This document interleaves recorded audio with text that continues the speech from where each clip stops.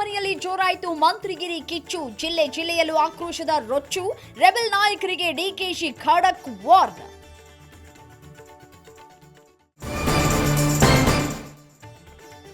ರಾಜೀನಾಮೆ ಕೊಟ್ರೆ ತಕ್ಷಣ ಅಂಗೀಕರಿಸ್ತೀನಿ, ಯಾರ ಬೆದರಿಕೆಗೂ ನಾನು ಬಗ್ಗಲ್ಲ ಜಗ್ಗಲ್ಲ ಎಂದ ಸಿಎಂ. ಡಿಕೆಶಿಗೆ ಕರೆ ಮಾಡಿ ವಿವರಣೆ ಪಡೆದ ಹೈಕಮಾಂಡ್. ಸಿದ್ದು ನಡೆ ಮೇಲೆ ಚುನಾವಣೆ ನಿಂತಿದೆ ಎಂದ ರಾಜಣ್ಣ. ಕೆಪಿಸಿಸಿ ಅಧ್ಯಕ್ಷರು ಮಾತನಾಡ್ತಾರೆ ಅಂದ್ರು ಸಿಎಂ. ಕೈನೊಳಗೆ ಬಂಡಾಯ ಮತ್ತಷ್ಟು ಜೋರು.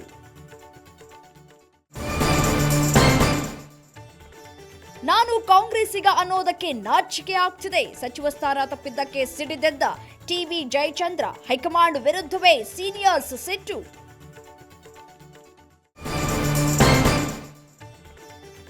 ಇಂದು ಚಾಮುಂಡೇಶ್ವರಿ ವರ್ಧಂತಿ ಮಹೋತ್ಸವ. ನಾಡದೇವಿಗೆ ವಿಶೇಷ ಅಲಂಕಾರ. ಮೈಸೂರಿಗೆ ದಾಂಗುಡಿ ಇಟ್ಟ ಸಾವಿರಾರು ಭಕ್ತರು.